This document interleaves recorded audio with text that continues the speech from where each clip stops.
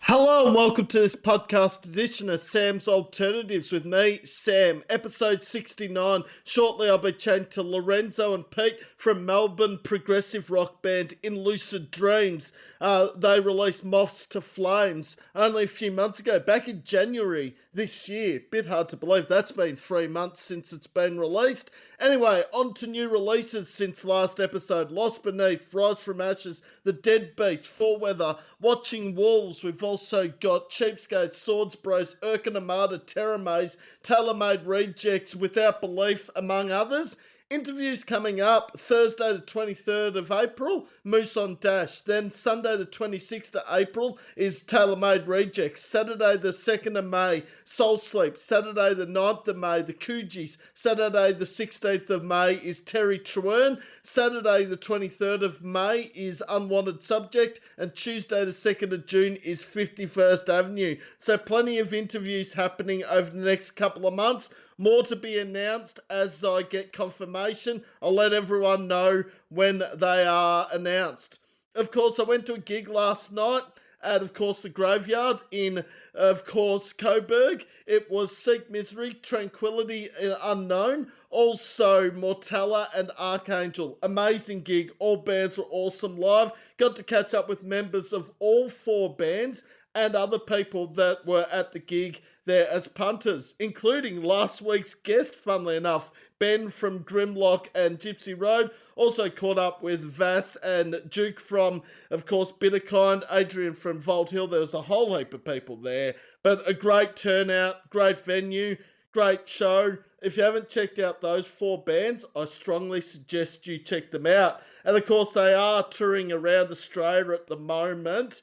Tranquility Unknown also are playing Ticked Off in Bendigo in June as well, which is awesome. They'll be playing alongside the likes of Soul Sleep and Total Buzzkill, Russian Novel, Ghost Seeker, also Didactic, Two Steps Forward, Suffer the Avenue, Space Goat, among others. Speaking of gigs coming up, what have we got gig-wise coming up? So Friday the 24th of April at La La La's in Wollongong, we've got Little Girl Likes Her Brain, Colin Daffy, Crash Tragic, and also Adam's Parade. That night also, but in Melbourne, at 170 Russell Street, we have Terrestrials, North Road, Dream on Dreamin' and Hands Like Houses.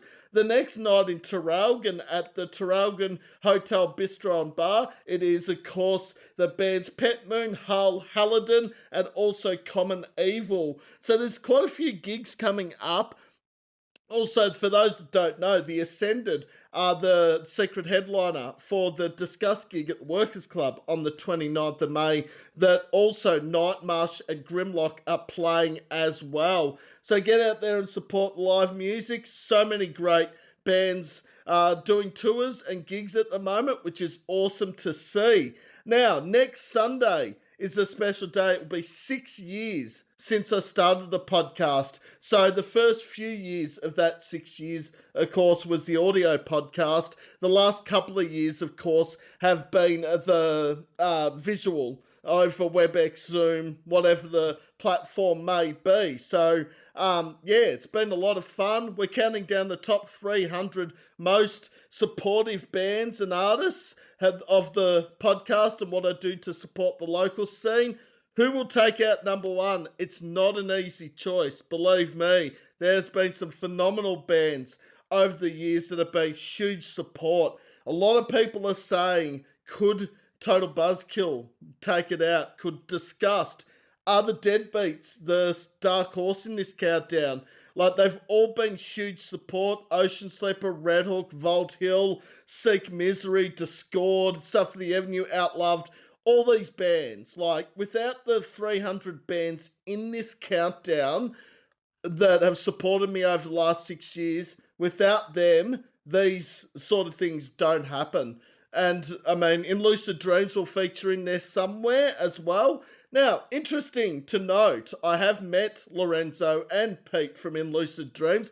I also interviewed Pete from In Lucid Dreams on my audio podcast back in June 2024. That feels a little bit hard to believe that that's almost 2 years since that interview. It only feels like yesterday, but I guess the way this year's going, And previous years, it's just flown by. Pete's in the lobby. I'll let Pete in and we'll start this chat, as they say. Afternoon. Oh, better take you off mute. How do we do that? Oh, not this issue again.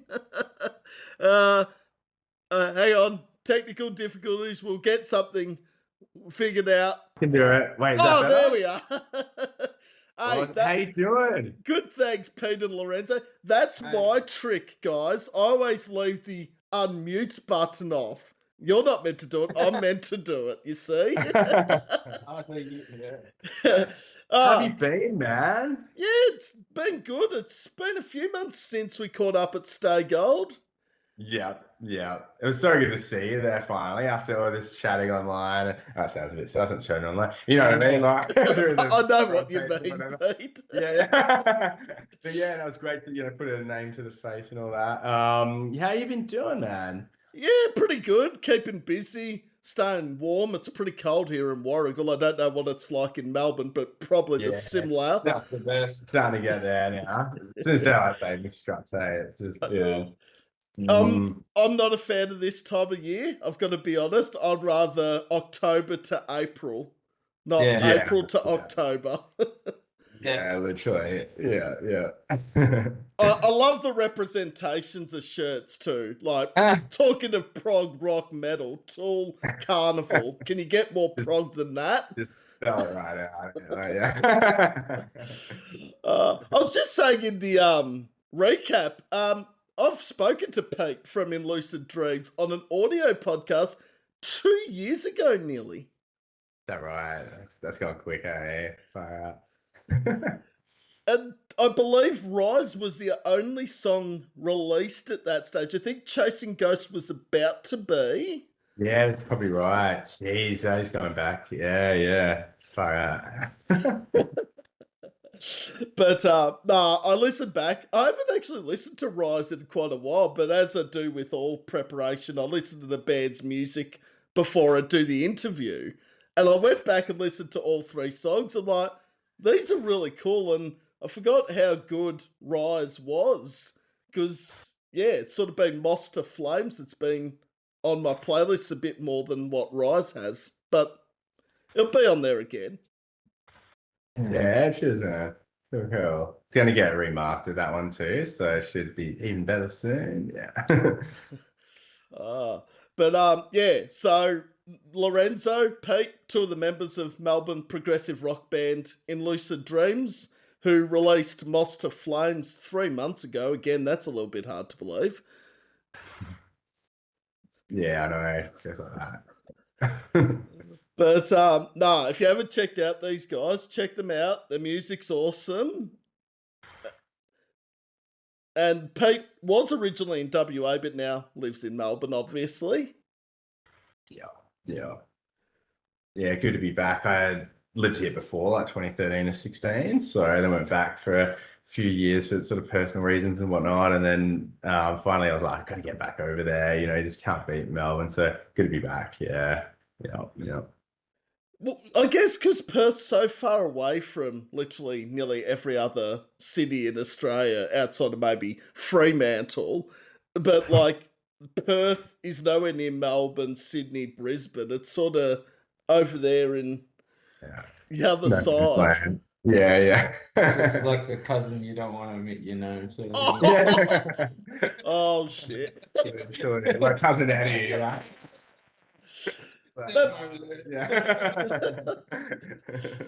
That being said, though, they have produced some good musicians and bands. The very shirt that Lorenzo's wearing is a perfect example of WA talent.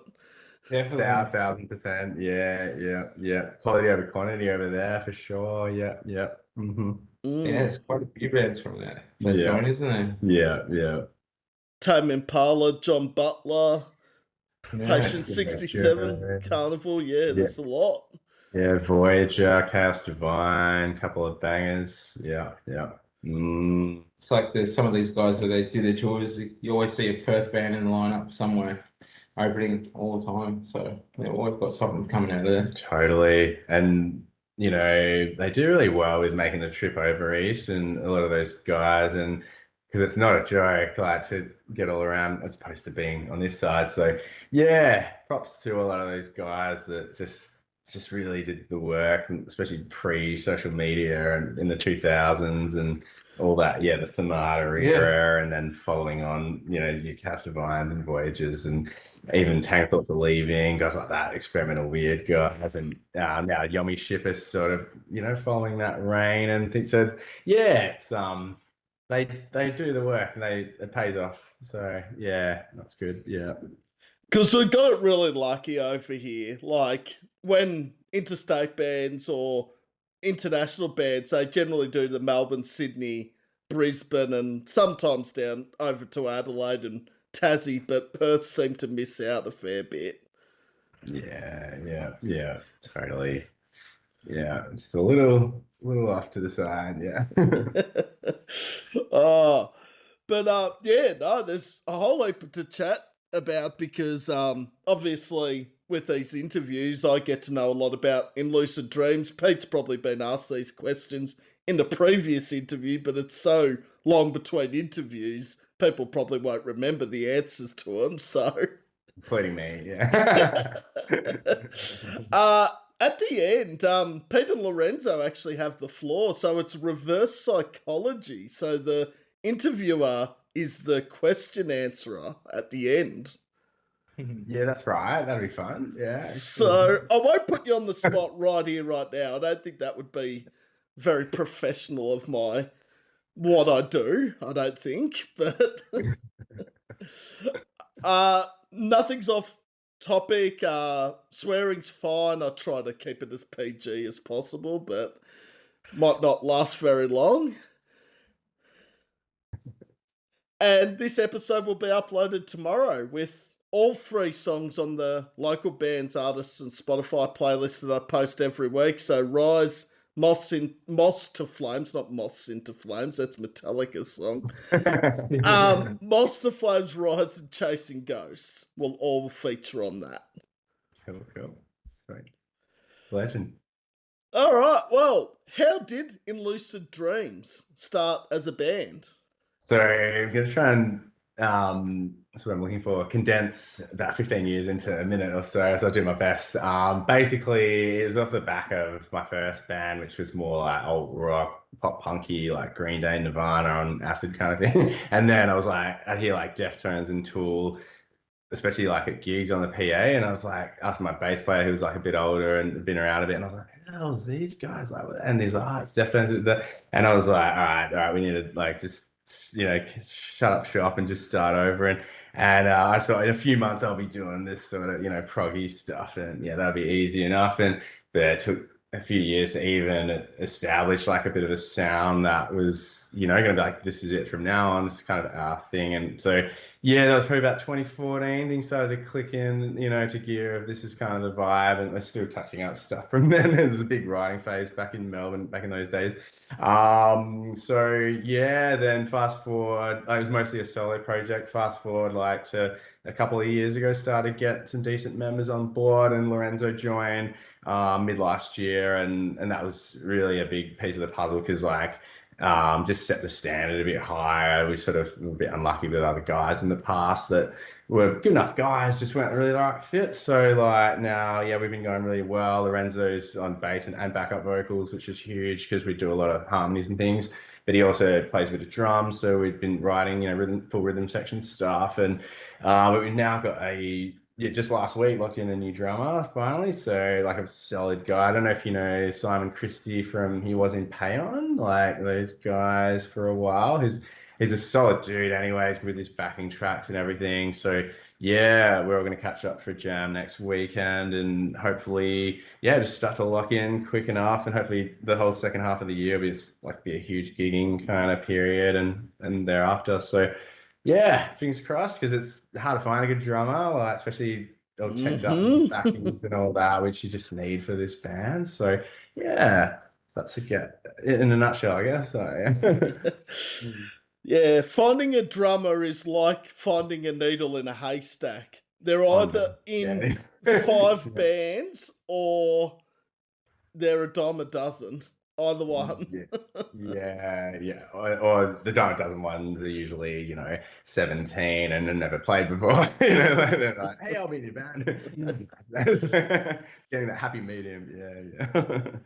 No, I didn't actually realise Simon was part of Payon. Like, I've heard of Payon and I've listened to a lot of their music. I didn't even realise he was part of the band, though.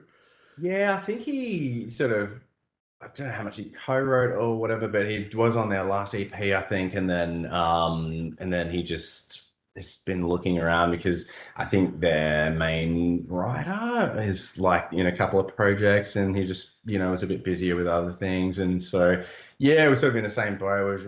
We've done all this work and we're trying to just get on stage and promote it, and so yeah, a bit of a kindred spirit, I feel, and so.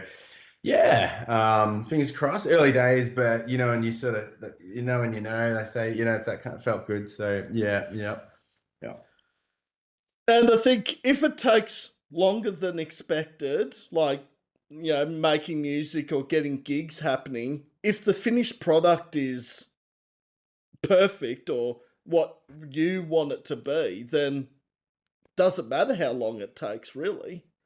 Yeah, I mean, within reason, like this Well, has yeah, been okay. especially long, but it's like, but yeah, at the same time, you could argue it's better than like half-assing it, say 10 years ago when, my vocals weren't quite there as much and things, like I do feel it's a universal thing of like, it's like, well, yeah, better late than never, and let's do it properly now. And there's things like an example of that is like, we're still, looking for it. We'd like another guitarist as well, but we've just been a bit unlucky with them too. And so we lean more toward the cog vibe, maybe of just, we've got 50 backing tracks. What's another backing track? But at the same time, it's nice to have rhythm and lead guitar live and that sort of thing. So it's a bit of a way up, but where I was going with that was, oh yeah, like, so, yeah, I used to, when you're younger and you're like, it used to be a bit like, oh, there's a bit of ego of like, oh, I wonder if I can do this fancy thing and sing at the same time. But now it's more like, let's put on a good show, let's get the vocals there, let's get everything there. So it's much more, ego aside and more about, it's just, and that's, being back in Melbourne, especially, there's such good talent around here, and just like, and even the bigger shows, especially seeing you Bring the Horizons and these, that's a big example, but even these decent bands around there, what you're noticing is that they're doing what they're doing really well. So it's not so much like, hey, I've got all these tricks. It's like, I do this, he does that, and we're all doing it. And that's a bigger thing, I think, is quality over quantity, I guess. Yeah. Yeah. So, did you know Pete before you joined In Lucid Dreams, Lorenzo? No, I didn't actually. I It was just the back of an ad, I it think. was just an ad, Yeah. I saw on the back of the toilet, and it's just like, Huh? That's a new one. No, it's just I think Melbourne Music ad popped up at the time. Like, I've dabbled in bass, mainly drums, but also I guess the ad just popped because obviously prog being one of my stronger what's it called listenings, always got something on.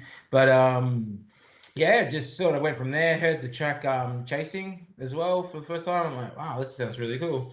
And I guess that's where it went, and just through a phone call, and then eventually Pete invited, and then we just hit it off pretty fast. Really, it was just like I think it was pretty quick pace. Before you know it, we had like a gig lined up. So it's like trying to learn 6 songs in a month, and these aren't like songs that are just rhythm strum like the Strokes or something. This is prog rock, man. So it's like it's all over the place, and especially you haven't been playing bass, like if anything, strong suit on a bass would be just playing punk when I was younger and stuff.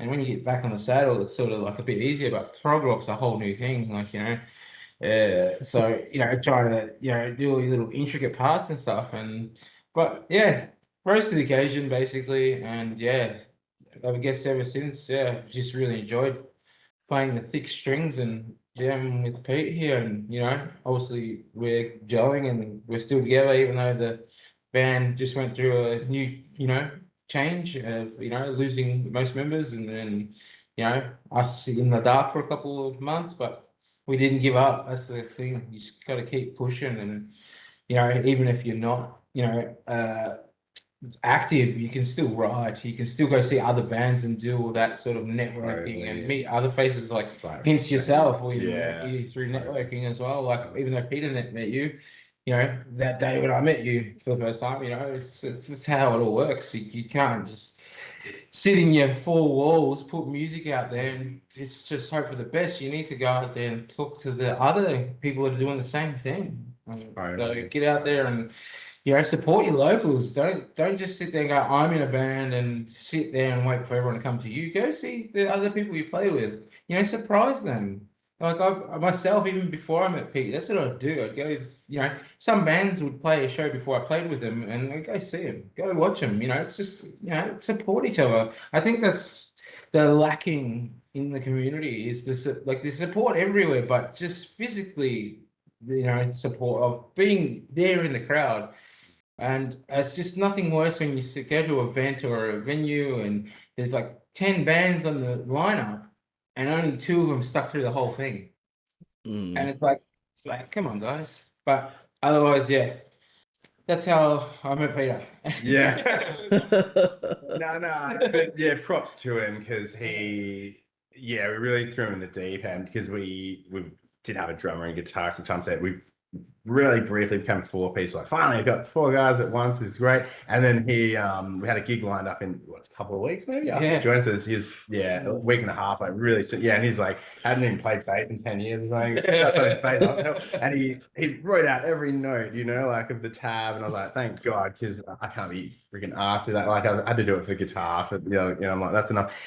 So yeah, he learned everything note by note, and then we did the gig. He smashed it, and then the other guys basically left overnight, and I was like, shit, like, you know, that wasn't the plan. And so I was like, nothing better happened to this guy, because he's obviously showing he can do the work. And I was like, if that doesn't put you off, right? Like, you just join a band, half of them leave the next day. You know? So, luckily, yeah, he hung around, hang in there, and if anything, he's more would tell me, like, have a little faith, because we have been through a couple of guitarists since October, since the last one. So like, it's just hard getting that commitment sort of thing. So, but yeah, now I feel like we've run something good with this drummer, and I think, the work's paid off. You just got to, persevere. But like I said before, it's that universal thing, like he was touching on with, it's not like we're twiddling our thumbs, and we've got like 3 projects going. We've got all sorts of writing stuff happening. So it's almost like, I hope this drummer doesn't want to do too much, because we're already finished writing drums, and we're always doing stuff like, so it's just, what we really want to do is get on stage. So that's the thing that, it's a little frustrating, but it just means we'll have more and better stuff when that comes, so it's all win-win. Yeah. I think we've nailed a few very valid points, both there from Lorenzo and Pete. Like, I think the one thing I took out of what Lorenzo said is about I see this happen so much where bands, like, even if it's a 4-band lineup, 5-band, the first band don't stick around. They just play their set and leave. And yes, there's things in life that happen, like family, jobs, other commitments, but I've got a controversial point here, but I think it's almost disrespectful to the organizer. Yeah, for sure. I definitely think it is. Like, like, yourself, if you've got a show on, and you're playing, whether you're playing first or last, like, if anything, get in there and support each other. Like, like you said, we get it. But the whole band had to go to work today. Did the whole band have a family event on? Like, you made room for the show. So right. I'm sure, a member here or there, like when the whole band gets wiped out. And it's like, I think it's just such win-win, because it's like, it's nice, to do it for them, but also it gets you a bit more pumped. Like, say you're on second or third, and you just watch from the start, then you're like, like, let's go, and like, I mean, rather than like rock up and it's like an awkward first date or something. It's like, so it's, it's just like, it's all beneficial. It's like, I don't know. I just think the only thing is where we even might struggle a bit is sometimes you get, like with yourself, you get, what am I saying? Start chatting outside with, but that guys in the community and that, that's a good excuse, but it can be tricky and it's like, oh, we've missed a whole band, like, because you just get on such a good. So obviously, you want to try to get that balance, but at least that's I'd say a better excuse. At least we're in the venue. You're in the venue. You're not like in another state. You're not down the road in another place. Yeah. I'm there in spirit. Also, the other thing is, depending what venue it is, you can hear the music from outside anywhere. Like Stay Gold's a perfect example. You could be standing out the front on the sidewalk and the music's that bloody loud. Yeah, they're the best ones. Yeah. But that was an interesting gig, that one in January, because Finn from Rise from Ashes and also Outcast Bookings and Nick from Jupiter the Giant were the only two people I knew that were either in the bands or involved in that whole thing. So I was sort of going in like, shit, this is a bit sort of different, because normally I'd know maybe 5 or 6 people that were at a gig, but it felt like, I don't know, it just felt better in a way that I didn't know many people, so I wasn't expecting a lot out of it, and I was very happy with how the night turned out. But yeah, I wasn't sort of expecting as much as what happened. Yeah, no, we've been a few of those ones. Actually, we're going, I think it's the 2nd of May is the Saturday night at the Bendy. You going to that one? Let's go. Go Gorilla and Yeah. And what's her name again? Destroy Fear. They're playing again. Because someone else. I've got King's Vengeance and Katana Cartel at Workers Club, and I'm hoping what the events page says is right when that starts, because it says it starts at 5. I think it's obviously a misprint, but I was hoping if it wasn't a misprint, you could probably do both. Yeah, I could do both, because that would probably be finished by like 8:30, and then I'd get down to Bendy, which isn't all that far. Like, it's a bit of a travel from Workers, but it's not like Singing Bird to Last Chance away. It's sort of in the same area. Doable. Yeah, fingers crossed. Yeah. But that's the other thing with events page. I always look at the ticket doors, because the events page is never the same as the ticket. Yeah, such a lack of set time, notice, isn't there? Like, you got to notice when in the band, like, when's everyone playing? Because like, if you've got something on, it's just such a Chinese whispers, isn't it? It's just like it's great when you're playing and you get the the work beat. That's just kind of the only way you know for sure. Like, even then. Because I got caught out, funnily enough, at another gig at the Bendy Hotel where the doors said 8:30 p.m, but so the ticket said 6:30 p.m. Now I was like, how can there be a 2-hour difference between the ticket and the events page? And someone from one of the bands said, oh, it's because we were originally going to play downstairs, and downstairs doors are at 8:30. Upstairs is 6:30. I'm like, now I sort of understand why the confusion, but 2 hours? Like, it's... Yeah. Yeah. But anyway, I'm not here to rat out venues and posting door times or that. I'm here to talk about In Lucid Dreams. I think that's what everyone wants to watch, not me rant on about bagging out venues and closing them down. I don't want to do that. Not the Bendy, anyway. I love the Bendy. It's a great venue. Yeah. So how did you come up with the band name In Lucid Dreams? Yeah, it's a random one. Like, that's going back as well, like over 10 years back now. Like, I wanted in something like In Utero or like In Flames, just like that, like happening now. It's like, it's a bit that urgency or something. And then a friend of mine posted about this lucid dream that he had, and I was just like, that's it, like, that's gonna work. And that was it. It's just kind of, but that's like even picking a cover or something like we've just done, like, it goes back to that universal thing. It's nice to just have things present themselves, like, because if you sit there all day racking your brain, it's like, where do you start? And so that kind of came through pretty naturally, and it's still going. So. Band name, I reckon that'd be on the top of the list of the things hardest to get, because what's taken, Yeah, like, surely. I think it's just taken too. I think there's a New York like full post-hardcore band as well, but it's like we'll cross those bridges later. Like, yeah, it is tough, these days.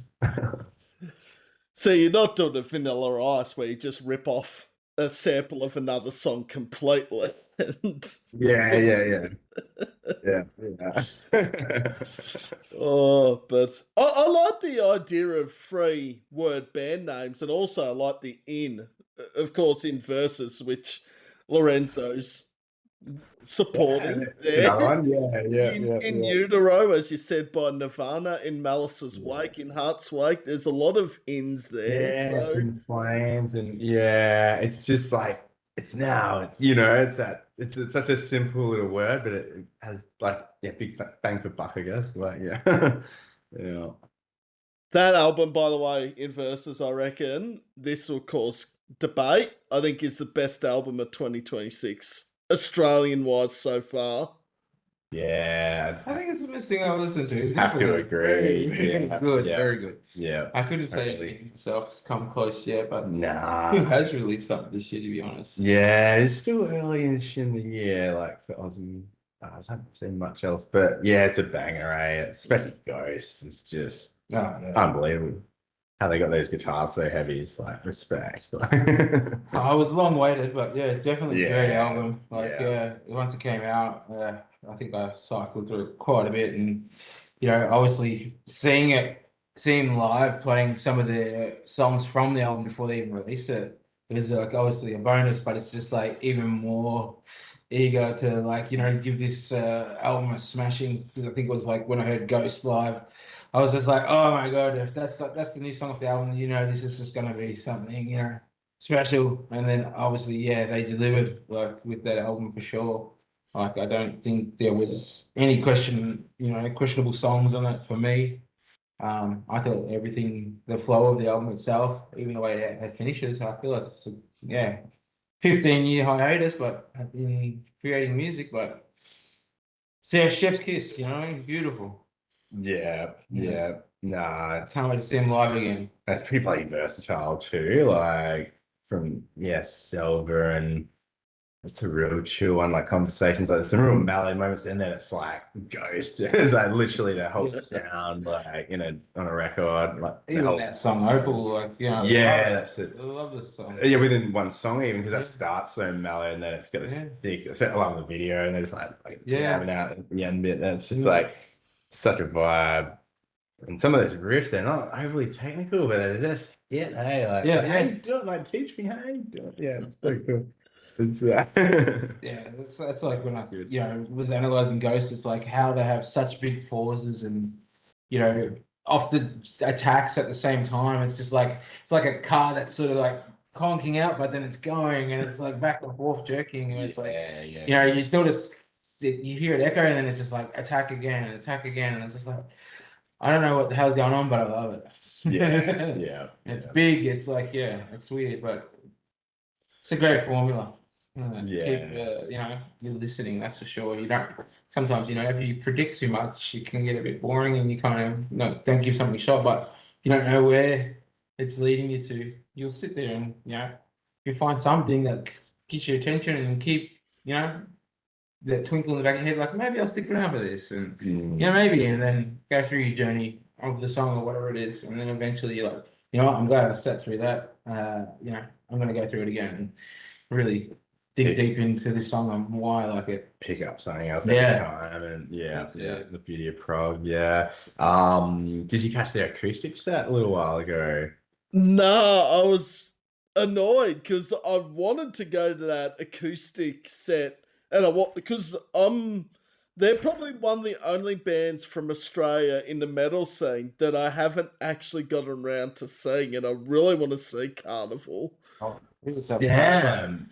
Do yourself a favor. What? Seriously? Yeah, every time. Like, the best chance I had to see them was Unify 2019, and then they rostered me on to volunteer when Carnival were on, and I was nowhere near the stage. I was like, oh, come on.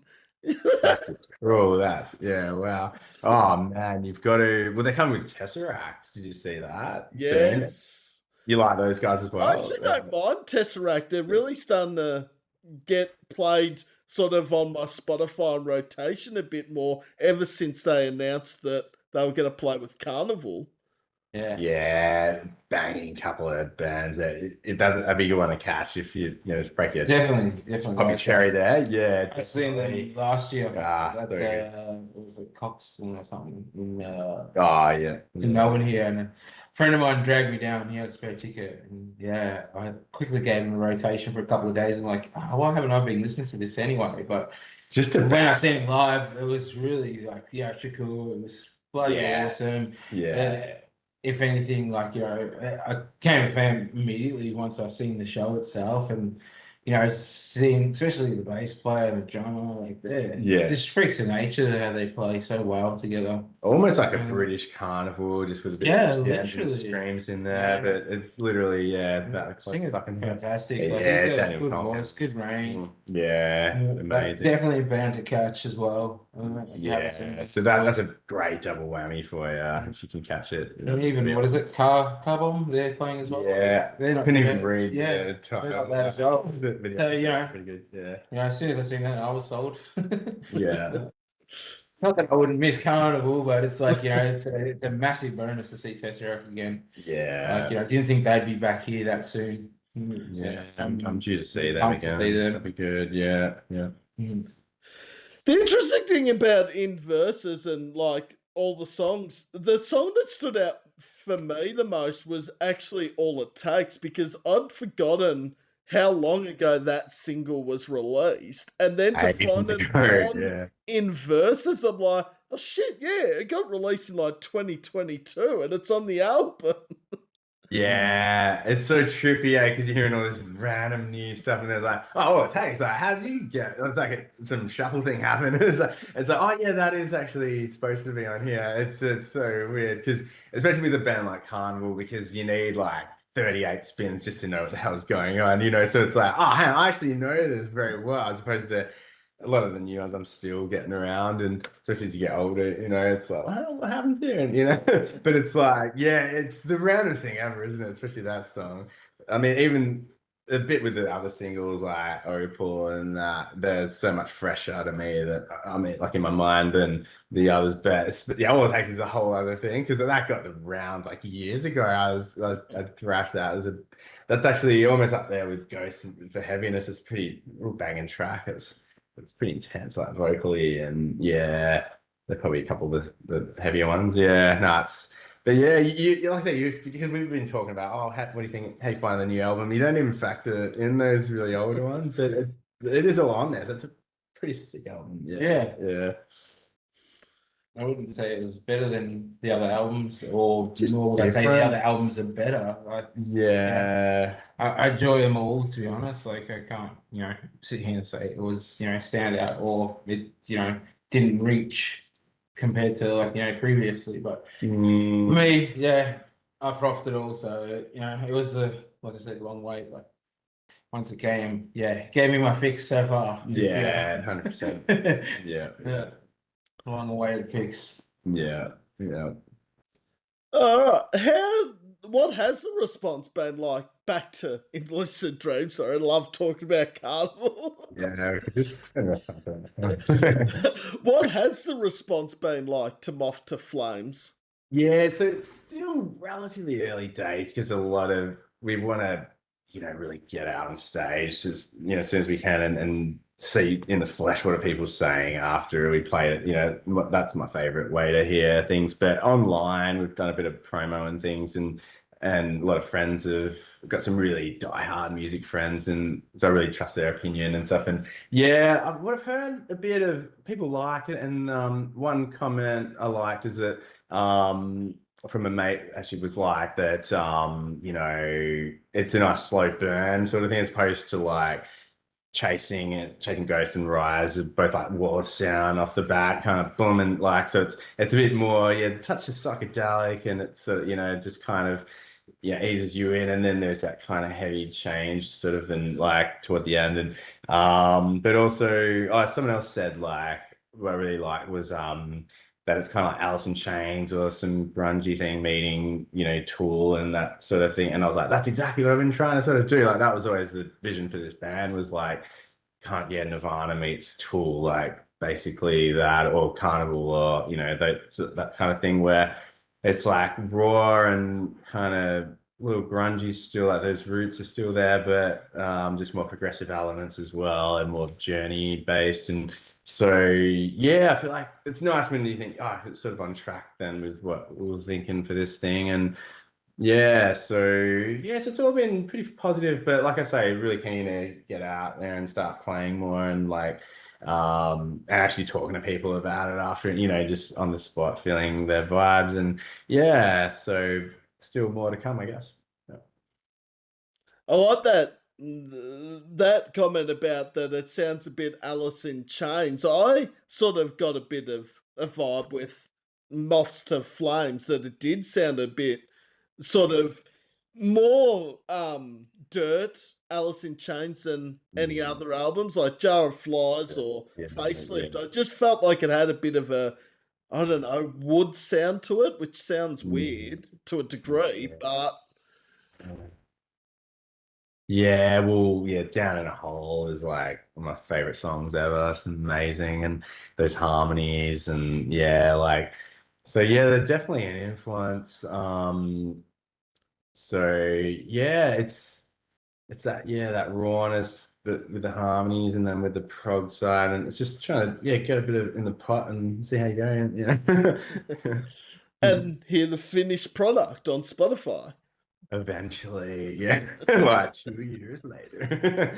The bloody, that's one thing I'm trying to do is, you know, tighten up the mixing sort of side. That sets me back a bit because it's like we bash out things pretty quick now, the rhythm sections and the writing and even a bit of pre-production. But what really sets me back is just mixing it all. Because when you're getting like, yeah, Moths To Flames, they all actually had heaps of harmonies. Like if you really listen with headphones, you start to hear more, and it's like, and my producer goes to me, "What are you doing?" Because like you've got, usually you'd have a lead and a couple of harmonies, like pretty, you know, clearly you'd hear them. And he's like, "You're doing like 20 vocals that are barely audible." I'm like, "I know, why? Why do I do this? I don't know, but it's just what comes." And it comes like, it hits me in the face, like this must be documented, you know. And so it's like, I do have to get this stuff down, but it could be a little less anal about the perfect mix, I guess, because it's like for instance, with the new song where we finish up for the EP, you know, it's like a couple of lines were like just audible, and one of those had like a kind of brother, like an alternate harmony that was going to be even lower than that, and it's like,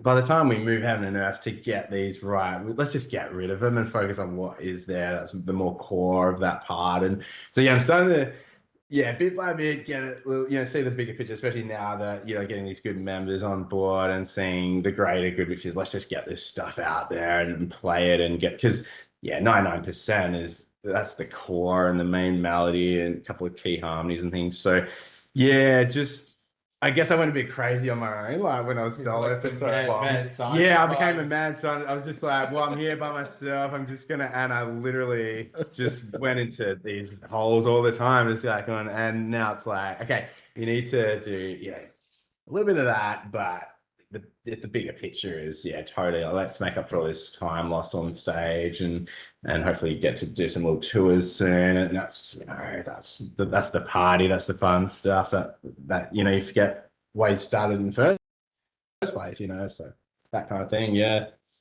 I think it's just better to have the music. Like I get what you're saying. Like, you know, you want to satisfy that you are happy to put the end result out, but the more time you spend on it, to obviously sends you insane. But at Sets the you same back, token, it's yeah. like, you know, you're trying to run a band and trying to get gigging, and then eventually you gig, and then you've got nothing to show someone because you're too busy, you know, hiding your baby in the corner and just be Yeah. like, you know, it's not ready yet to be, you know, released. And it's just Yeah. like, just let it live, let it release. Like, you know, we can go back to revisit if something's that bad. But Yeah. Well, talking about that, that's what get you. Do you like a bit of Pucifer as well? Like, Oh, like anything Maynard is gold. God, are you going to see APC in them later in the year? I haven't actually got tickets yet. I probably should need to get them pretty You quickly. gotta, yeah, jump on Tixel or something because that'll be epic. But like, yeah, but on those guys, what blows my mind is they have like 4 or 5 versions of almost every song. If you look through their discography and stuff, and I'm just like, it's my absolute idea of hell. Like, how the hell could you like imagine me doing Darkest like 5 times? Like, yeah, right. I'll be like 100 when it's finished, you know. Like, you know, I guess that must be quicker than me. Like, that's what I'm guessing. Because there was it's not possible. But yeah, and maybe the stuff's a little more simplified in terms of layering. But like, yeah, it's just cracks me up to see. It's like, oh, this is, you know, this version, and they're really different too. Like Mama said, right, I used to love the original, and then there's that live version with, you know, it's about 6 minutes long, and it's just sounds like a shower song, just blast and just, oh my God, just takes you somewhere else. Like, so I love that they do that, but it's not for this project. Yeah. It's not gonna happen. Although I do have a Rise like reimagine thing way back in the vault where it's like 30 BPM slower, and it's like this real, you know, that's when I was just getting into post rock, and the vocals are like really low in the mix, and so that might see the light of day one day, but don't, yeah, hold your breath for much else. Yeah. Oh, nah. But yeah, two completely different bands when you think of Tool and Pucifer. Even Tool and A Perfect Circle, like, All just epic in their own way. Yeah. Imagine being Maynard and just singing for like 3 insanely good bands. Arguably the best industrial, the best alt rock, and the best metal. Like, just like, just think about that for a second. Like, what a life. Like, I love it. And he's obviously so deserving. He's just, like he says in his interviews, like, he's just like, you know, how does he put it? Like he's sort of like he's sort of interpreting, you know, the music, and he just sort of it's like a puzzle. Yeah, that's what he says. He's just like, you know, and it's his puzzle to find, you know, these little gaps through his vocals, but he just does everything like a scientist, so, like so articulate. And a song like The Humbling River, you know, the end of that Pucifer one with the layerings, it's just mental with Karina as well doing the harmonies. And yeah, I just because I only got really into them only a few months ago, and I was telling him like you got to listen to this band more. And yeah, just the complexity of some of the songs, it's just, and the originality, it's just really, yeah, I can't wait to see him. It's gonna be sick. Yeah. and I think like when I first heard A Perfect Circle and heard, I think it might have been Judith or The Hollow, whatever was the first single off Murder Noms. I think it was Judith. And I just thought, holy fuck. I mean, and then to read it's Maynard James Keenan, Darcy from Smashing That's Pumpkins. right. It's like, And Josh what? Freese, yeah, like the who's who of alt rock, just about. Yeah, And yeah. that line, fuck your gods, you know, sign, and then it gets into it's not about you killed someone, and then it just got into that big riff, and it's just like, holy fuck, this Yeah. is their debut single. I mean, Mm, yeah, yeah. And I love how the band started. You know, they were just housemates, Billy and Maynard. And it's like, just imagine that, just like, oh, hey, what you working on there? The guy from Tool, you know, and you're just like, oh, just this little thing. It's like, hey, I was singing that. And you're like, really? Like, you know, it's just like, I mean, Billy's deserving of that as well. He's a bit like Matt in Pucifer. I just saw an interview with those guys, and they seem like, yeah, sort of the kindred spirit, like the engineer and write most stuff. So obviously, yeah, he's the big genius behind it all, but still, that's very, very cool to have Maynard as a roommate that just suddenly wants to work with you. He's like, okay, love it. Yeah, yeah. uh, interesting things you see with Maynard in interviews, and I'm not one for hoping anyone gets this, but I did see one interview he did when they did Good Things last year. He said if anyone holds a phone up during his show filming it. Could be He's going to strapped give in. him COVID. I'm like, I can understand where you're coming from, Maynard, but I probably wouldn't have said that. Yeah. Well, you think that comment would have been the worst comment over what's her name, Shirley, and the beach ball incident? Oh, yeah. Went everywhere. There's always something worse. Yeah. Yeah, sorry, I'd forgotten about that So one. Maynard's COVID thing wasn't too bad compared to hating on beach balls. I'm Right, your sorry, biggest- Shirley, biggest but comment, it's a fucking music festival. Yeah. During summer. Yeah, and he turned out to be a diehard fan. I think had Yeah, all their literally, recordings, bought all their bought all their stuff, Yeah, like it's like He went to the record store around the corner from my house, actually. And Oh, really? The guy around it, met him and spoke to him, and he's just like, he's still not, he doesn't care, and what happened, but it's just like, sometimes you gotta relax, man. yeah, a bit more like drummer, like Butch, like A senior moment, but maybe not on stage, you know what I mean? yeah. And let's be honest, what damage would a beach ball do compared to a can or a bottle? It's I going probably to hit do her in the head nothing. or something, be a bit more annoying, but yeah, it's I don't know. I don't know. I think to her, beach balls are triggered, meaning she's like a circus monkey. She's a or winter girl. something, She's and like so- probably with it. Yeah. So she took offense to it, I guess. But anyway. Anyway, I've ratted out and defamed Shirley Manson and James Keenan, but well, I didn't technically rat him out. I just said he said something in an interview, so and it said be seen. Yeah. I'd say that. It's fun.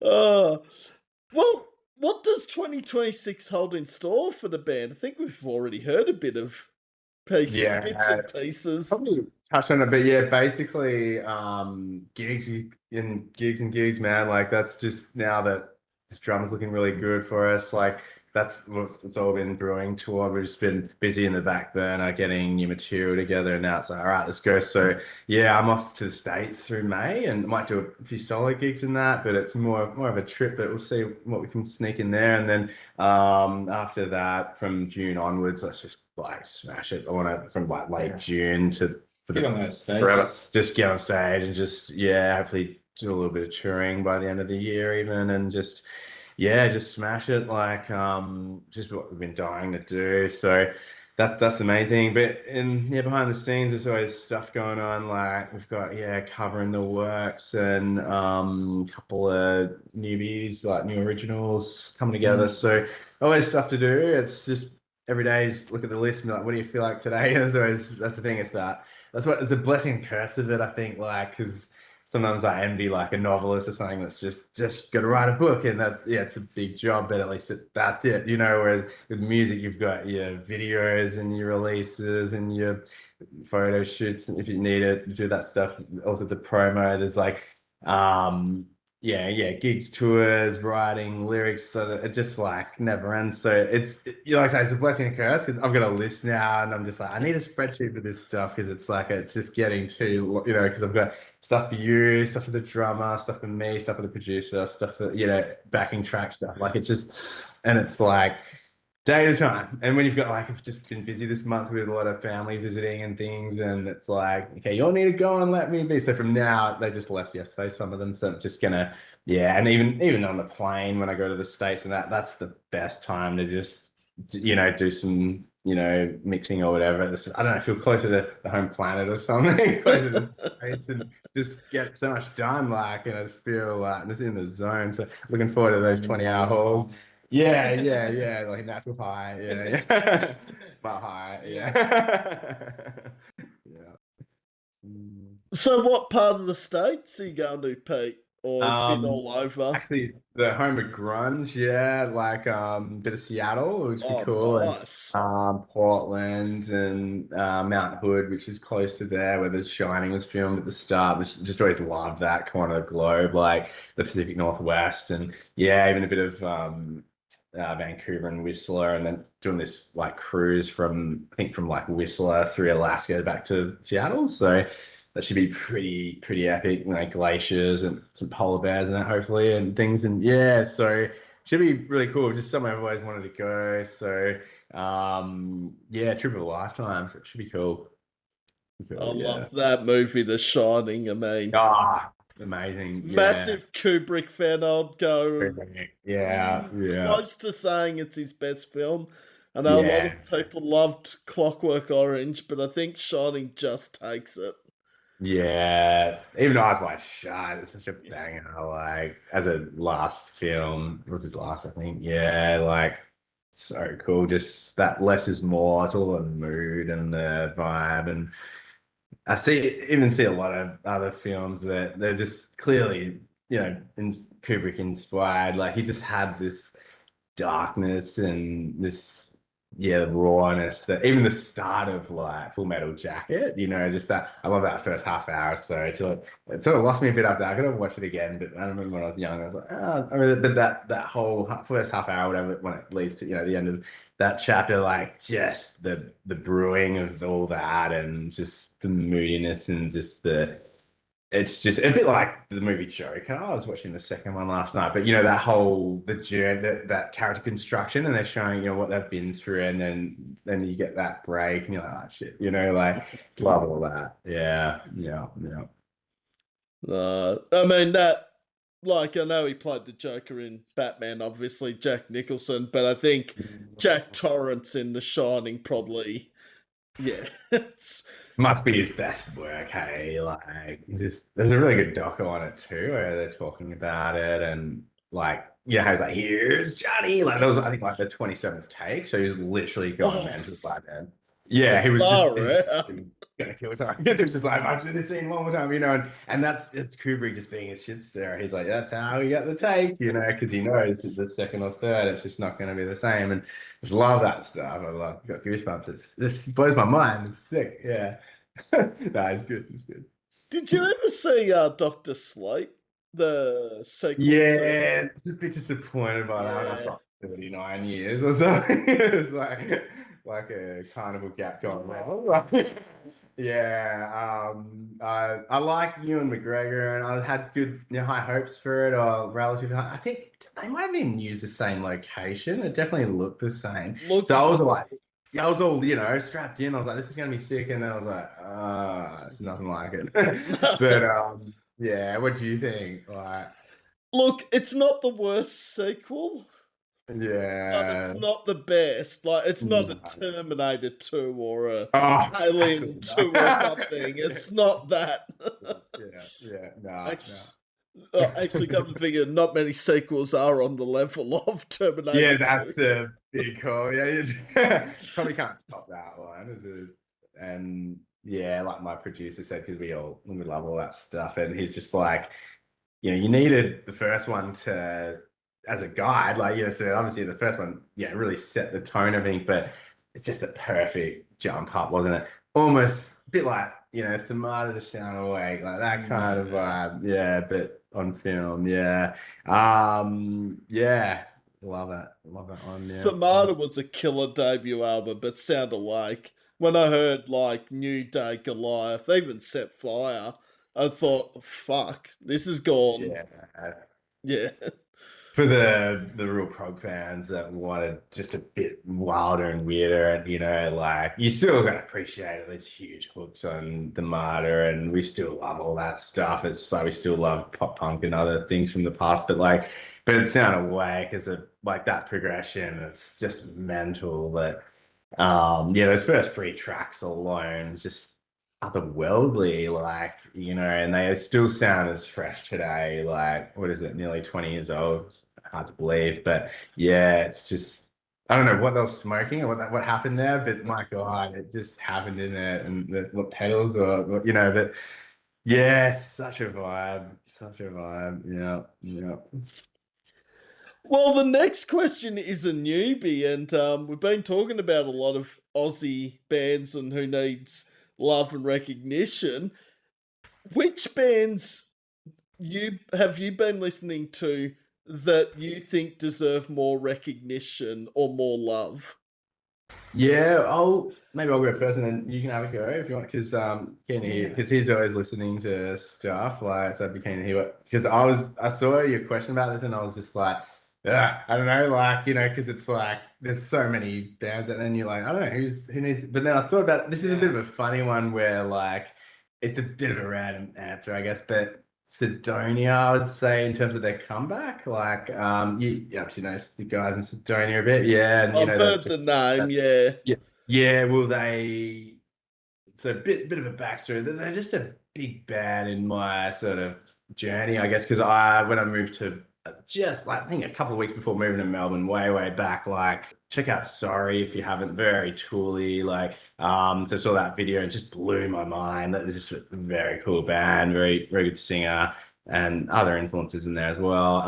But like yeah, so they were I think it was the first gig I went to in Melbourne, it's like 12 years ago or something, and then like just yeah, for a few years I was seeing them all the time, and then they even had a side project with the singer and a couple of other guys called Glass Earth. If you can, track down some footage or something from them on YouTube or something, because I don't think they ever released anything, but they're almost just as good. Had two drummers, which is crazy. But back to Sidonia though, they broke up around 2016 or something. They had a real hiatus, like till just 6 months ago or something, and then they just popped out an EP a few months ago. So I guess as like a comebacky band, there might be even old fans that don't know they've reformed, or people that don't know them at all. Definitely check them out. They're super cool band. Yeah. Yeah, there's quite a few, I guess, bands that you can mention out in the wild here, especially Melbourne. But yeah, at the moment, I guess there's a couple of bands that I've jumped on recently, and they're pretty young actually. I think they're in probably early 20s. There's a band I recently seen probably twice in the last 2 months. Just happened to be at the same gigs at the same time, and that a friend was playing, and they're called Malicy, and their stage presence, they're like I guess like a cross hybrid of like a grunge with but a faster attack. It's with jazz influences and stuff, but yeah, their presence and the way they hold themselves on stage. The singer kind of gives me Scott from Stone Temple Pilots vibes. And these musicians, especially Brighton, the bass player now, Brighton Reese is pretty much the owner of the band, and I seen the band in full, but then I seen the band with just Brighton, the drummer as well, and some other random guitarists, and they were short. And even though Brighton jumped on the microphone and sang the songs and stuff, they were fucking phenomenal. They were still like just high energy, like for a couple of young bucks, like still it's good to see the younger generation that's carrying that torch. Yeah. Because of it's so easy to just make a song now these days. With the equipment we have now, AI and all that. So it's great to see like the younger generation as well. It's like supporting. Like, we're old ducks now, but getting there anyway. But even go see these younger bands, and yeah, I've seen them, literally twice, and I wasn't disappointed both times, even though they didn't have their singer and they were short a guitarist. It's fucking phenomenal. There's also like obviously Verona Lights, the boys. I've seen them quite a few times now, and Make some waves. they're always good. Like I seen them at Bendigo, like I think it was nearly 2 years ago, just randomly because I was seeing another friend's band who opened up for him, which is called Dreamwork.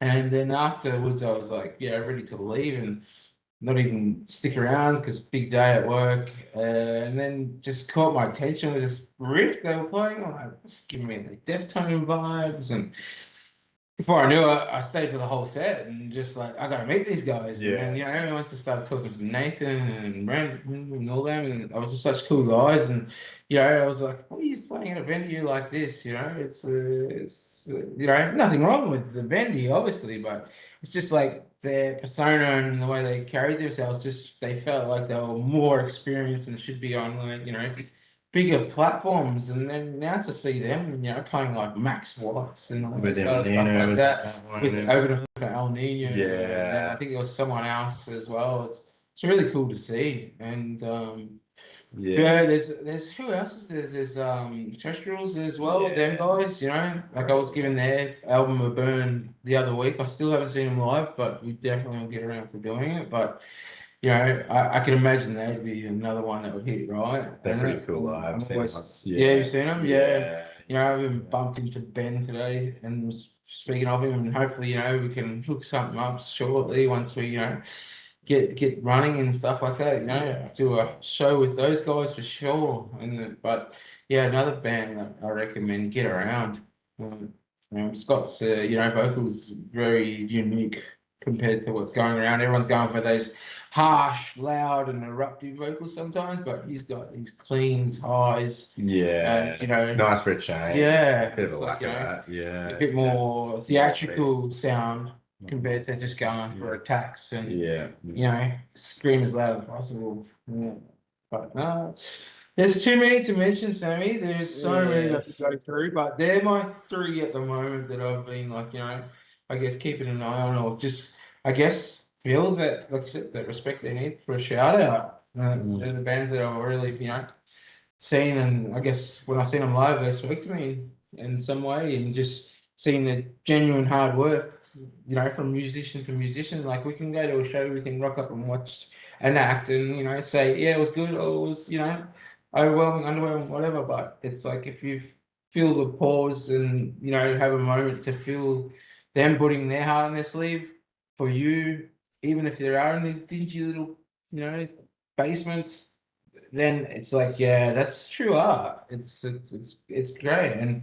And once I feel that, you got me on board for sure. If I feel it's genuine and you've tried your hardest, not that I'm after like pitch perfect bands or anything, but if I can see you as a person, even if I don't know you, I feel like you've tried so hard to create what you've created, and I can see what you've done, and I can feel this, aura of your music.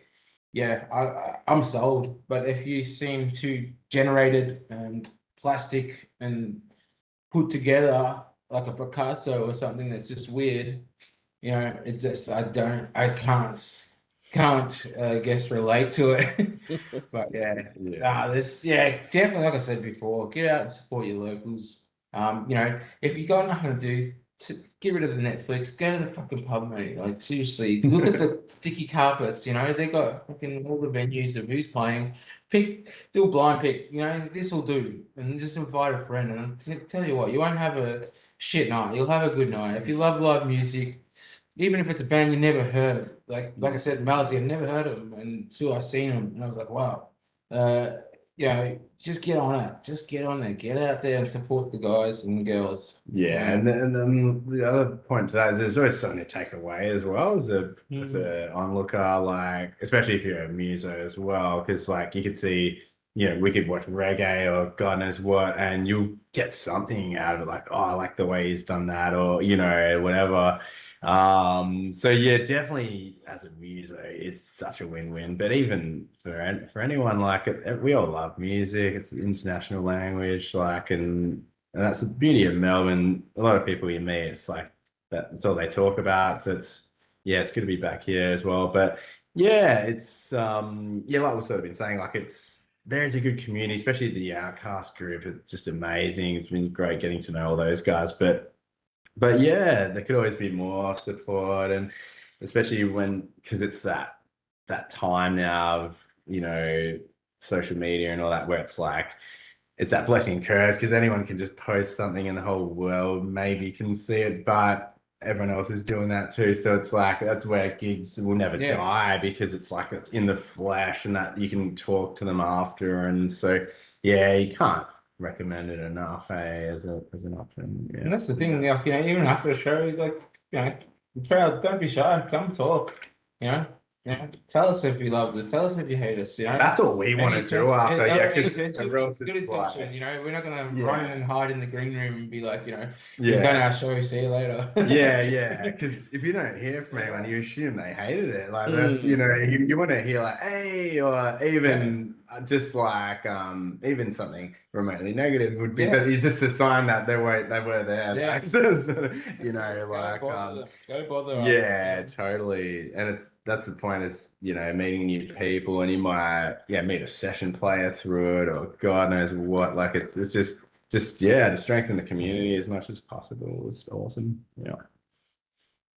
Now for mine, and I've gone 3, but we've got 3 different states. So one from Victoria, one from Queensland, and one from South Australia. My one from Victoria, and I know they are starting to get a bit of recognition and love because they have opened, or they are about to open for Hands Like Houses. Funnily enough, with the band Lorenzo mentioned in Terrestrials, a band out of Melbourne called North Road that are now starting to get a bit of love and recognition, but I feel like they need more of it because, like a lot of the young bands out there, they're actually really getting good support slots, doing what they love, and they're so energetic. And I just don't know why they're not the biggest band in this state. Like, that's hard to say because there are so many in Melbourne that are becoming huge. But no, and good guys too. Like, I interviewed 2 of the members when they only had just started the band. Like, literally, they played their first gig a week after the interview, and now, you know, we might only see each other once a year, but still. Yeah, nice. Totally. Yeah. Adelaide, it's got to be. I think it's got to be Signals. Again, I'm going for young bands. I don't know why, but just think Signals, they've supported Thornhill and Heists and that, but I feel like they need more love here in Victoria. Yeah, yeah. I'll have to check them out. What sort of stuff? It's sort of, I wouldn't say it's thrash or metalcore. It's sort of new metalcore sort of, like it's really loud screaming stuff, but also they could do a little bit more laid back sort of stuff. Yeah, nice. Good to have that balance. Yeah. Cool. And then my Queensland band, and why have I gone with all 3 bands I've interviewed? It seems a bit biased when it's like that. Awake in Time.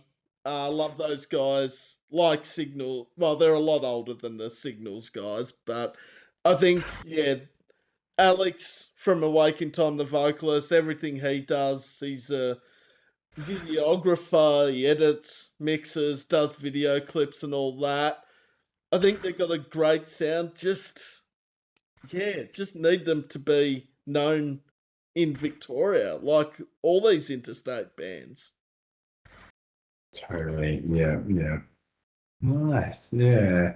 Now there's so many, and actually the gig where we met you was great because what was there, like 7-ish bands, like heaps of bands, just like 7 or 8, I think. It's like 8, And most of those were sort of new to us, and it's so good to just in a few hours be like, boom, you've gotten to know all these guys, and that was a nice mixed bag, wasn't it? That day, I've got to track down some of them because I did like a lot of those guys.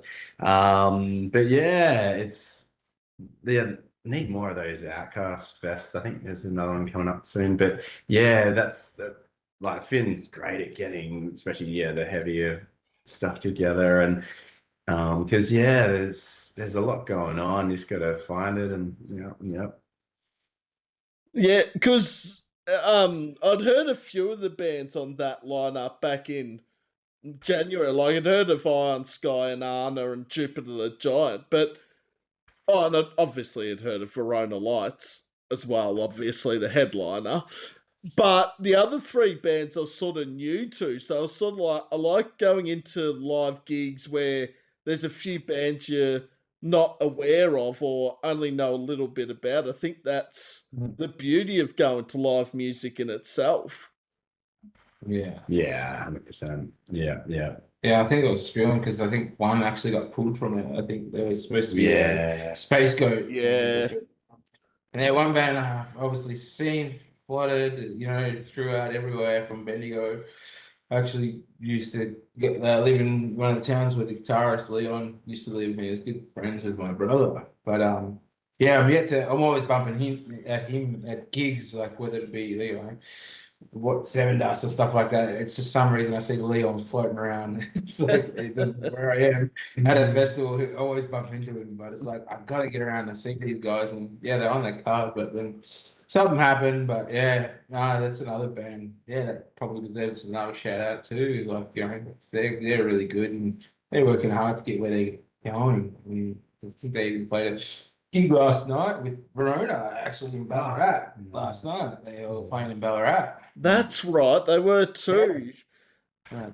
So I would have loved to visit them, but yeah, a bit far out, and Yeah.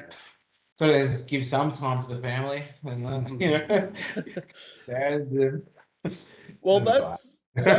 that's like tonight. There's like 3 or 4 gigs happening like in Melbourne, and it's just like, where do my allegiances sort yeah, of go with? Because a band on every lineup is sort of I've had some connection with. So what do you do? Yeah. It's, Yeah, literally. just send them flowers and stuff. Sorry, I missed Send them love. Sure, appreciate it. or just do what Homer did in that episode of The Simpsons where there was that hammock that cloned him like 30 or 40 times. Just have one at each live venue. It's sort of like, send Literally, this one, that one, that one. yeah, send them all around Melbourne. Unfortunately, That'd that only happens in either TV shows or movies, so I don't think it's going to happen in this next 10 minutes. Oh. Well, we've gone through so much. I've only got 1 or 2 more questions, and then, of course, the tables get turned on the interviewer. So, what first made you want to become a musician and start a band? Um, really, Nirvana was just life changing for me. Like personally, it's just that band. Like I was into other stuff before when I was younger. Like there's always music playing in the house when I was a kid and stuff, and some good bands. And but like, it was always like this thing that celebrities are allowed to do, or like you had to be an elite person or something. And then Nirvana like came along, and when I say came along, it was more like when I was something like 2000 when I discovered them. And I was just like, I need to do this. Like this is everything, like this is just so much better than anything in the world. And yeah, it is. I still feel like there's nothing else I would have preferred to set out and do. But yeah, and then from there, then it's like going on to prog and all this other stuff, and that's the thing, the journey, and even industrial music more and more these days, your Puscifers and stuff, and it's like you just keep adding to that pot and everything. But yeah, they were definitely the game changer for me. Yeah. Did you have like a particular? Oh, it's just I guess it all started when I was young. Really, always family orientated. So my family were always in bands and stuff like that when they were younger. So obviously seeing my mum as a singer, do a couple of little gigs here and there. Also it's family. Musical family. Yeah, come from a musical background. And, I think it was like when my grandfather passed away. I think that he was like a country artist, and loves his Slim Dusty and all that sort of stuff. And my Uncle John, he's still playing now, which is his brother, and he's been playing country for 50 something years and still playing. Wow. Yeah. And he's plays in Tamworth and everything. His name's Johnny Lovett. And yeah, it's been a big thing. So like, all the family members got on it, and then obviously the next generation, not so much. It was just myself, started playing a bit, my cousin as well. But I guess that's what kind of, uh, as much as you sit there and listen to music and go, oh, I wish I could be in a band, I guess that's what gave me the drive to do it. When my grandfather passed, I think I was like maybe, 14, 15 or something like that. And just sort of like, you know what, stop mucking around and stop saying I'd love to be in a band and just pick up an instrument. So I literally saved some dollars and picked up a bass, and then before I knew it, drums and guitar, and before I knew it, I had met a friend who was into like, you know, music and actually was a drummer and very good. He was playing since he was like 6 years old, and yeah, ahead of his time, and just kept going like that. But I think it was more or less like, you know, as much as I love music and wanted to do it, it wasn't like I had a chance to leave it either. It was always the walks of life I always bumped into were pursuing it or making me, you know, revamp myself or decide to stop putting, you know, aside music. Like, you know, once I got married and work started hitting hard, it's like, you know, 10 years sort of went a bit quiet with the music playing and stuff until my nephew, who was 18 at the time, was like, I want to start a band, I want to play music. I'm like, yeah, showing him all the mistakes, you know, of what not to do if you want to do things. And then before he knew it, he couldn't even find those members. So he's like, Uncle, like, can you play the drums again? I'm like, oh, okay, we'll see what happens. And before you know it, was six years in, and had an EP and did a few shows around Melbourne. And if anything, yeah, it was the best thing I ever done. So it was like, you know, reinventing a family band again. So it was just a duo, and we were called Collected Senses at the time. And yeah, that I guess that's what put the fire back in the belly, because I think I was like, you know, would have been just early 30s at the time. And if it wasn't for him, you know, I could be probably not doing anything, literally musically, like sitting there doing the same thing. I was like, oh, I'd love to be playing music again. But he put the fire in, and it's just like, you know what? I can't stop this anymore. If anything, it's, you know, even though we've finished, I joined another band and we were in for 2 years, which was great. But unfortunately, these guys fell behind the, you know, in life. And so they had to, you know, commit to that, which is fine. But that's when that was happening, that's when I found this guy, Pete. And then also, obviously, even though I'm playing in this band, I still love to play drums, so I'm still out there looking now as we speak and stuff. So I want to, you know, another project where it's just drums as well. So if anything, I just don't think I can give it up anymore. And I'm glad that I've got a supportive, you know, family, wife that supports it, doesn't, you know, put pressure on it. They actually, like, you know, wish me good luck. Even today, I had an audition for another band, and, you know, she was like, you know, go get them, wish you all the best, and gives me my time that I need to, you know, do what I got to do. It's never been an issue, you know, and yeah, I just don't think music will ever. I think I'm hoping like I said, my uncle, my great uncles and stuff like that. You know, 60, 70 years old, still playing, literally. You know, like no, it doesn't stop, which I don't think it will. Yeah. Yeah, it's funny you talk about family as well, and that biological connection kind of thing, because I don't think about that as much. Because you were literally in a band with family, and you've had like, but I've just had like a little bit, like a little big one, I guess, with my mum's dad. He would slay on a piano accordion, like you wouldn't believe, like till he was 85 or something. He's passed away now, but yeah, and and when I was little, sorry to say, but I just hated that instrument. So it was so annoying. And I was just like, but as I got older, I was more, you know, it's just, you know, you broaden your horizons, and it's just like, well, you know, you appreciate more just, you know, this freakish instrument, because it's literally three things at once, like, and they just slay, and it's like, how are you doing that? So it's like, I guess it's a bit like drumming, you know, it's more than two things at once, where it's like, it's a lot to, yeah, but to do it well, you know, it's like, but yeah,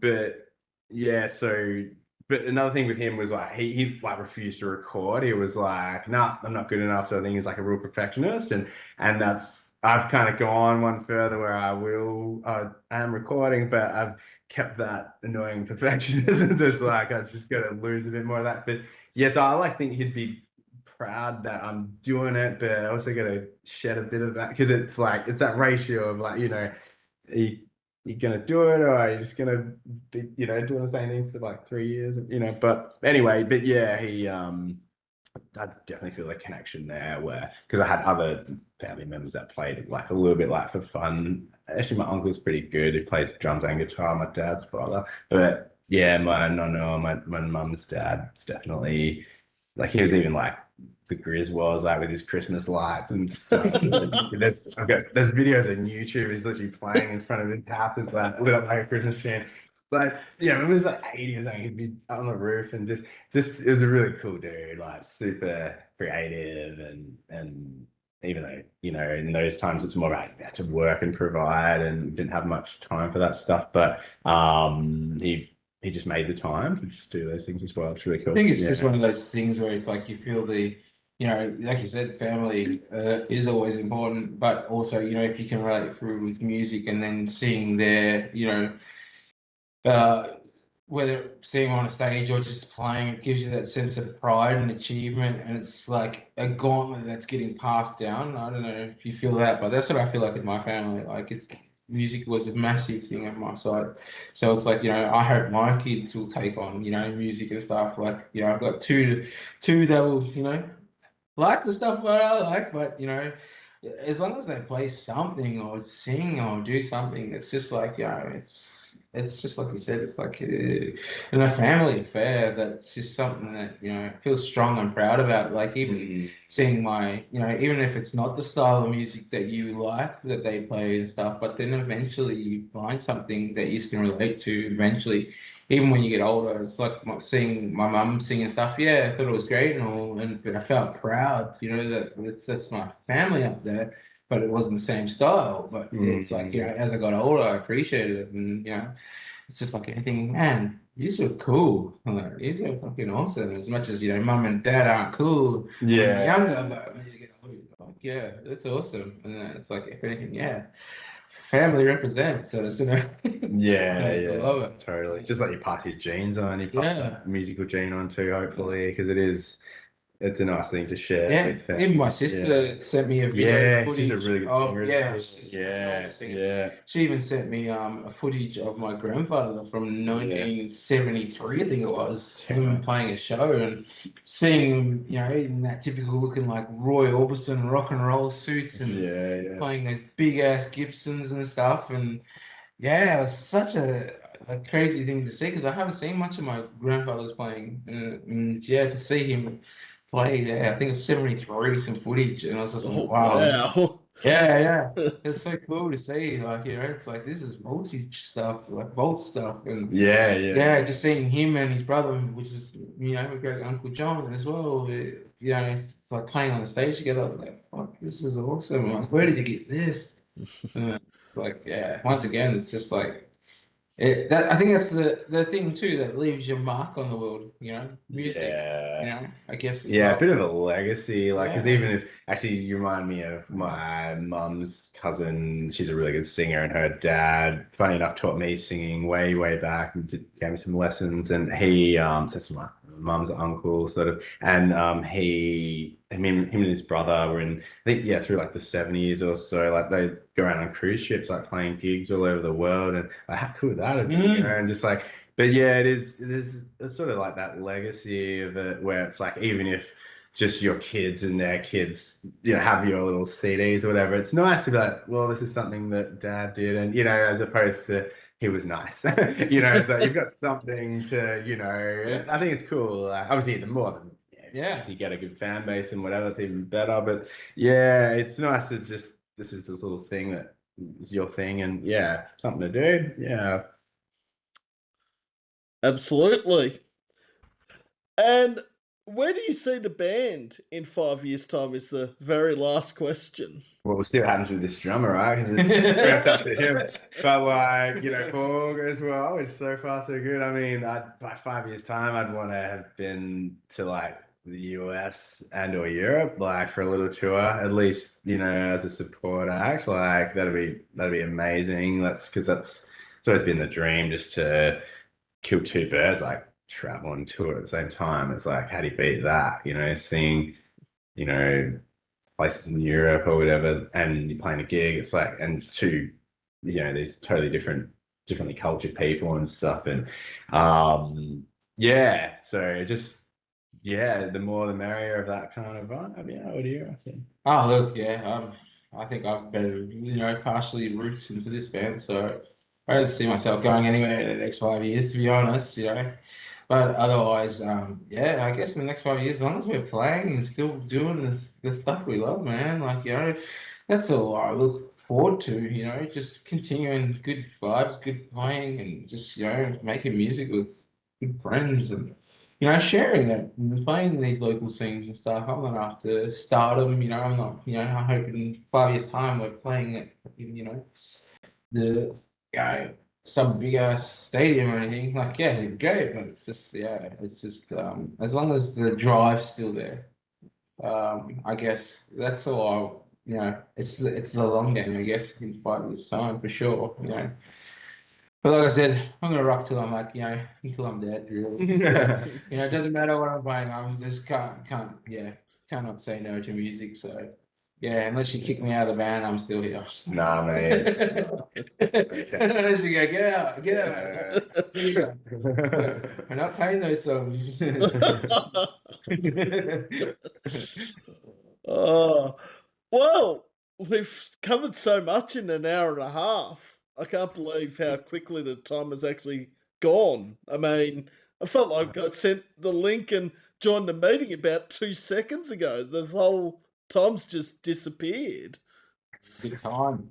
Okay, fun. Yeah. Now, for the final segment, Lorenzo and Pete have the floor. I've asked all them the questions. Now the tables are turned. All right, you first. What makes you want to interview bands? Like, what do you get out of it? This is more or less the question. What is it that makes you strive to continue on talking to musicians? Well, there's a two-part answer to that, Lorenzo, because this all started during that damn COVID pandemic shit that everyone's sick of hearing about. Because I used to do a radio show in Gippsland, where I live at the moment, and that had to be closed down because of COVID lockdowns. You couldn't go to a radio station, but you could go to a strip club. I didn't understand what the rules were there. But, so I had to think outside the box. I could either do a pre-recorded show, send it in, or do a podcast. I chose the latter for the reason that at that stage, the Aussie music scene was in a hole because you couldn't play gigs, bands couldn't rehearse, or you could, but you had to do it over WebEx or Zoom or Snapchat, whatever the platform may have been. So originally this wasn't meant to happen, the interviews. It was when a band asked me in 2021 if I wanted to do it. Just to interview them. I said, yeah, why not? And then pretty much since then, I haven't looked back at interviewing bands. And I just want these bands to know that there's someone out there that likes their music and goes to their shows, streams their music. Awesome. Yeah.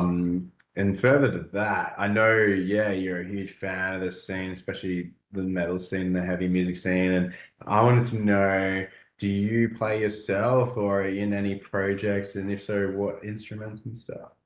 No projects as of yet. A lot of people are saying you really need to start a band. And look, 10 years ago, if you asked me that, Pete, I probably said, no chance of me picking up an instrument and starting a band. But now I'm thinking, if I could get the right people around me and I can play an instrument, whether it's drums, guitar, I don't want to sing because my voice is so bad. Leave that to Pete and the professionals, not me. But it is something that gets mentioned a lot, though, if I play an instrument or I'm in a band, and people are quite taken back that I'm not in a band. Yeah, I would have thought you might be. Yeah. But if you do get that band, what is who would you be your inspiration to create your art? Yeah. like influences, it's got to be a lot, like we've mentioned, Tool and Nirvana, Deftones, Carnival, like any of those sorts of bands as the genre of music, absolutely, because Heavily influenced because my brother was a massive Tool fan, massive Deftones fan. Still to this day, I think he's a fan of both bands as well. So I think, yeah, it's got to be in that prog rock or grunge sounding band. Totally. Yeah, sounds good, mate. Yeah. You have another one? Oh, what was the last show you seen? Like a big major artist. Who was the last show you seen? Outside of the Australian bands, a bit. Yeah, actually, I was going to say Amity Affliction, but I'll say Blink 182 is probably the last big band I saw. Well, 2 years ago when they toured with Rise Against. Yeah, Rise Against it. Yeah. And like that was the original. Oh, sorry, should I say semi-original lineup of Blink 182? Sorry, Travis Barker, obviously for people that don't know, isn't the original drummer of Blink, even though he's been there so long. But yeah, it was the original three, and Rise Against opened, and He was there, yeah, Rise Against. They played all my favourite songs, so like Prayer of the Refugee, Saviour, Re-Education, Give It All. Like those four alone are probably my favourite Rise songs. So yeah, Rise Against is good. I seen them. I think it was like would have been 2006 or 2007 when they went big and they played in. I think it was in this little dingy record store. oh wow, And yeah, it was so cool. Like, not many people knew of them back then. And it was just like, it was like probably 200 people. It's like, and it was such a good night. I think they only released, what, 2 albums at the time, maybe, and they were on their third. But yeah, no, it was such a good night. So I always get which album mixed up from Rise Against because I get Appeal to Reason and the Suffering and the Witness mixed up, and I'm like, which one has? Not what's the one with Give It All and To the Streets? I can see the cover in my head, but I'm the same with you.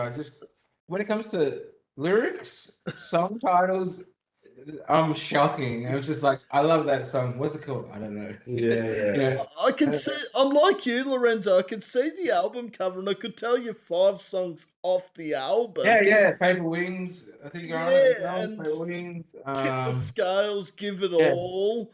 Yeah. What's the fucking album called though? I need Spotify, and I can't use Spotify on here because it'll go out of the meeting. But that's a good album. That is actually one of the I think it's my favorite out of all of them, to be honest. You know what's gonna happen? I'll find out what it is when this interview ends. I'm like, I needed that at 3:55 p.m. on Saturday the 18th of April, not fucking 24 hours later.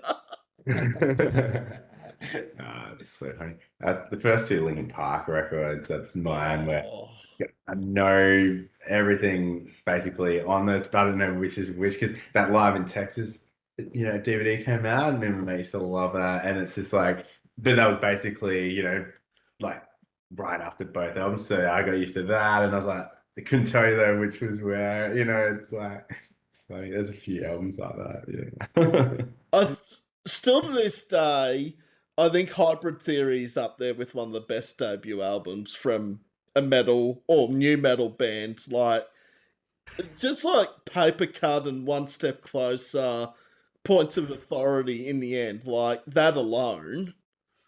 Yeah, I'd say and/or Meteoric, because I don't know which is which.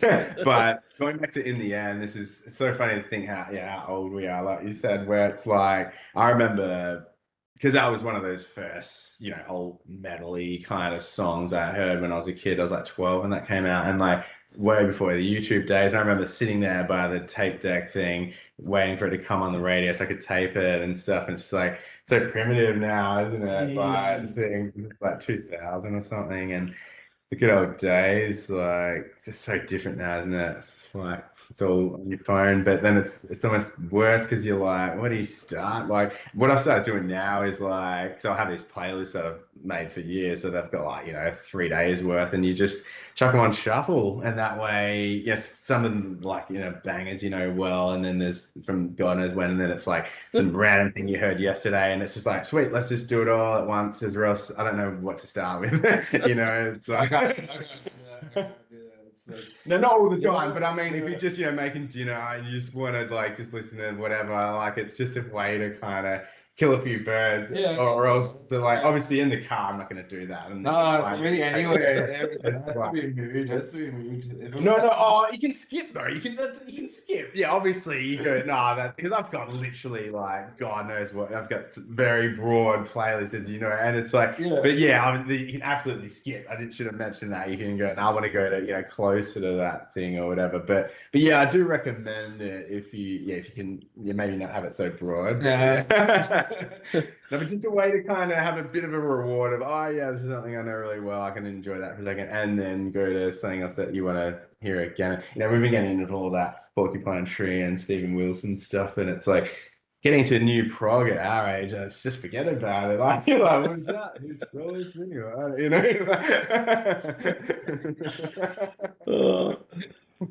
People born after 2005, a cassette tape is what you probably are thinking, what the fuck is a cassette tape? I mean, What's an A-track? but I used to do that, and Triple J used to do a program called the Net 50 or something, where they'd have the 50 best songs of the week, and I'd literally have a 2-sided tape where I'd tape as many songs as possible. Yeah, definitely did that. Good old days. Yeah. Used to sit there, the song come up and try and hit it. Yeah. Before the ad starts and ends. It was wild. I remember that. I used to do it with movies as well. I remember talking about The Shining. I used to, when I was like younger, I used to tape, and I'd take out the boring bits if I didn't like them. And so like my friend came around and it would just go grey and just completely change things. He's like, what happened there? I was like, oh, you don't need to worry about that. It's fine. He'd be like, what are you talking about? And I was just like, I just thought, no, I'm going to do like basically like a director's cut here, whatever. And it's so funny to think. I just don't know all about that. It's a long time ago. But yeah, it's just. It had its, good points. I guess you can't really do that now. You'd have to just skip it, and obviously get nowhere near where you want to go. It's like even though tapes sort of faded out, even depending on the music you listen to. Like I used to listen to a lot of hardcore, but would only do vinyl releases, and so it was never on CD, never on tape or anything. So you'd have to sit there and record the vinyl on your tape. And so we could listen to it while we're like skating or whatever we're doing back then. So it's just like, I still got these mixtapes, like they're 30-something years old now. Like literally, like even one of my long life friends had seen them and he's like, oh my God, you still got them? And he took them all home and then listened to them and then brought them back. He's just like, wow, like you still got these mixtapes of all these bands we used to listen to. That's crazy. Mental, yeah. I'll never get rid of them. I can still collect, vinyls, tapes and stuff, but yeah, those mixtapes. Oh man, I can't wait till the kids bump into them and see what's on there and go, what the hell is this crap? Yeah. Gonna blow their little ears away. I don't know if you know, there's a store in Reservoir that actually hosts live music that if you want nostalgia or your childhood, it's the best place to go. It's called Desert Highways. It's in Plenty Road and literally has everything. It has vinyls, tapes, CDs, VHS, literally everything from my childhood they have in that store. It's like, have I gone back in time or something? I've just gone back 25 years and I'm in 2001 or something. It's like... Yeah. They told me that, Sammy. My wallet can't take it.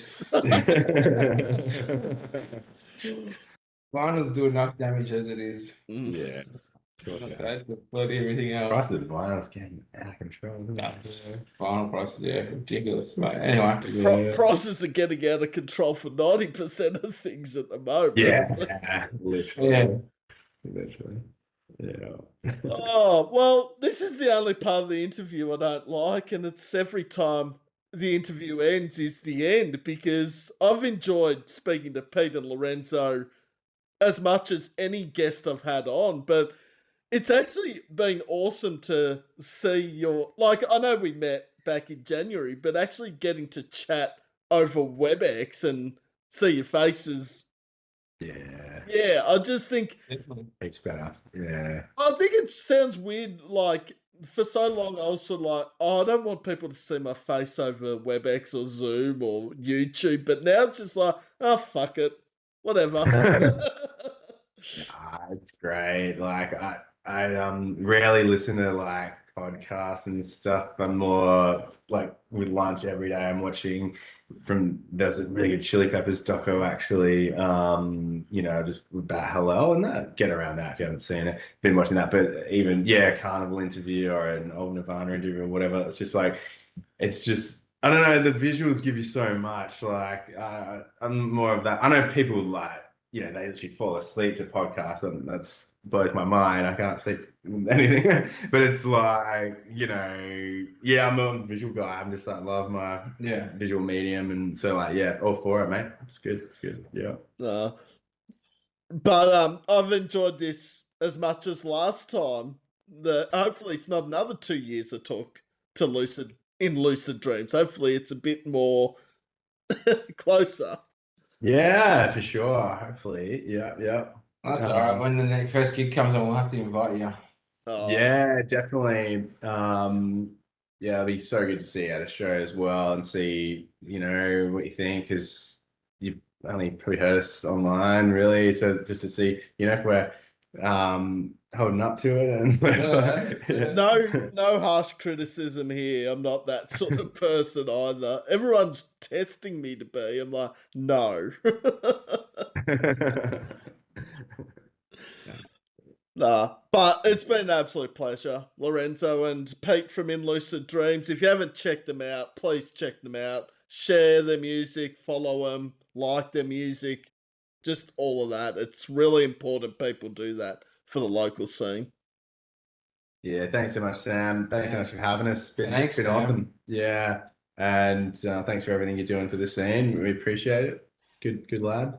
Yeah. See you on stage. We'll see you on stage. Oh, that's gonna be We'll be supporting you soon too, won't you?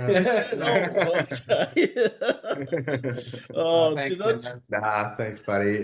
Take care of yourself, and hopefully see you at the Outcast show, if not soon anyway.